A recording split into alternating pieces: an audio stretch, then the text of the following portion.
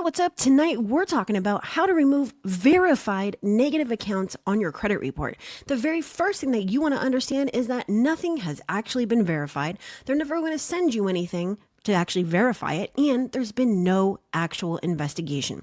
Now, make sure you watch to the end of this video because by the end of this, you're going to understand how to not only remove the negative items that have been quote unquote verified, but also where to access this checklist so that you can go and use this to get your actual results, right? You see, so many people get stuck when the bureaus say, oh, it's verified. Well, now what do I do? How do I move on to the next round? Well, that is where this comes in, and we're going to start with the difference in methods. And this is very, very important. Maybe you think that it's too basic for you, but you're watching this video because these things are still on your credit report. And hey, if you understood this stuff, maybe they wouldn't be. So watch this video to the end. All right, so here's the deal. You don't want to send in any templates, and there's a very, very important reason why. You see, when the bureaus get your letter and they read it, what they're doing is they're looking to see if the letter has been received before. In other words, a template, right? Because you're sending in something that you didn't write right then based off the actual information on your credit report. So when it comes back that it is, now they're like, hey, guess what? That's it. Verified without investigation. And that's why you're going to see these things come back just a couple of days after you sent it as verified. How could you have possibly verified it when, hello, I just sent it a couple of days ago? Well, it's because you didn't take the time to go and find the reason on the credit report that would remove the account. But that's okay. I'm not berating you. I'm showing you how to stop doing that and start getting results. So we have a couple of things you shouldn't be doing. Section 609, which has nothing to do with contracts and proof and everything to do with your right as a consumer to get a copy of your credit report. Other templates like 1681s, and yes, I am also guilty of sending those. When I first started doing this, before I figured out about factual based disputes, I was sending those, all right? And that's where you're just, like, hey, give me a general verification, do a general investigation. I have no idea why this should actually be removed. Here's some law.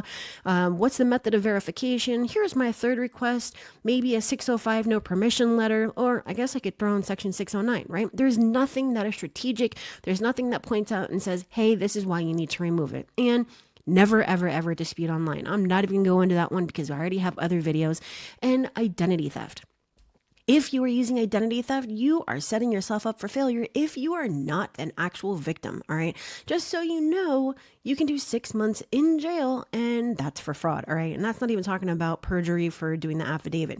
Now, when you're using factual, just look at how many other dispute reasons that you have. This goes all the way down. We have determined strategy, attack biggest impact, notice a dispute violation, target next best reasons.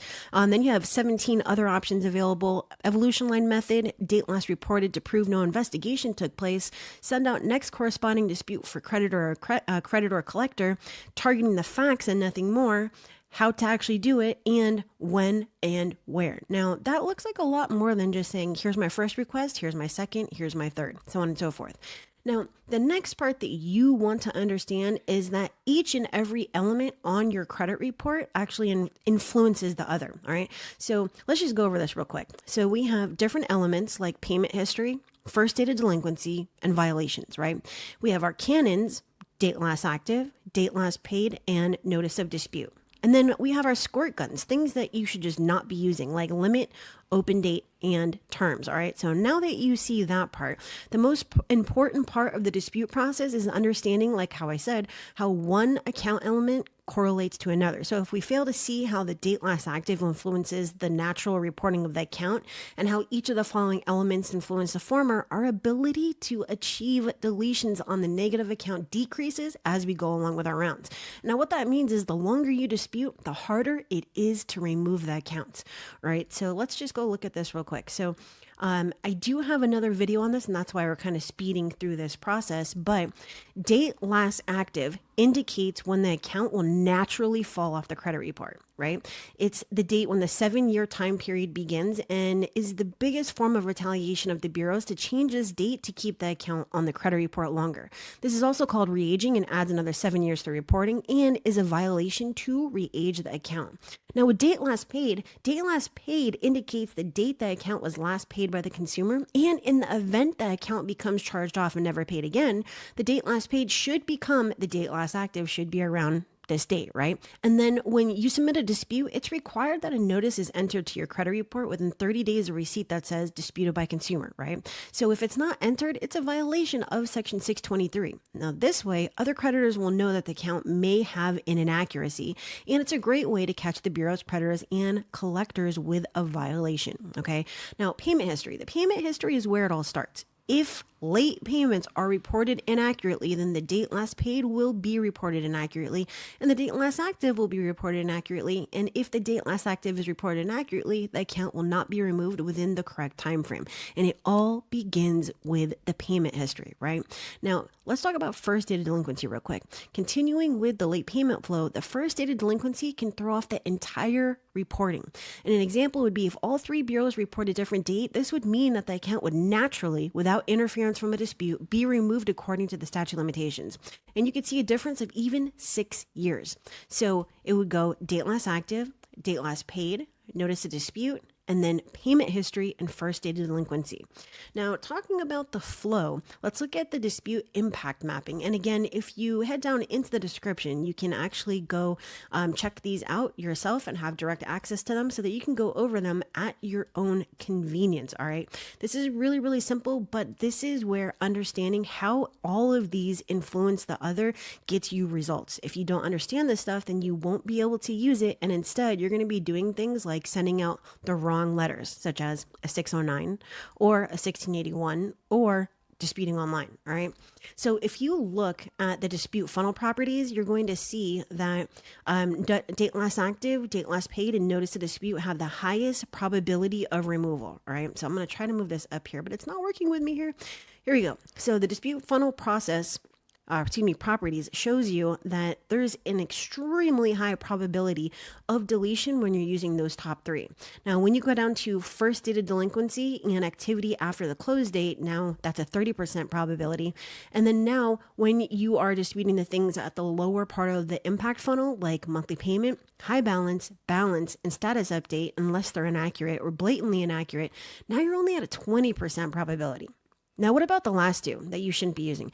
Limit type terms and open date 8% and not mine 2%, right? So obviously there's a huge difference. So when things come back as verified as accurate, don't freak out.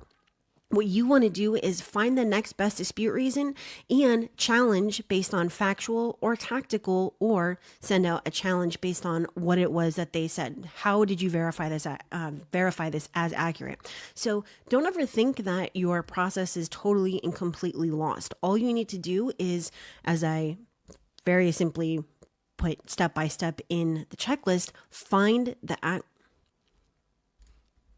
all you need to do is find the next best dispute reason using this breakdown and information, and use this process, this proven process, to get your results. All right. You always have to remember that it's not about what they do or don't do or say or don't say. It's about what we do. And what we do is use the information reported by the bureaus to actually get our results. Okay. So if you want to see the rest of this, like I said, head down into the description. I'm not going to go over the rest of this here because it's a little bit much, but if you want to access this, like I said, head down into the description and you will be able to find it in this checklist. All right. So if you want to see if I could do this for you instead, if this is just too much, head over to my740.com and schedule a call with me, and I will see if I can help. Otherwise, I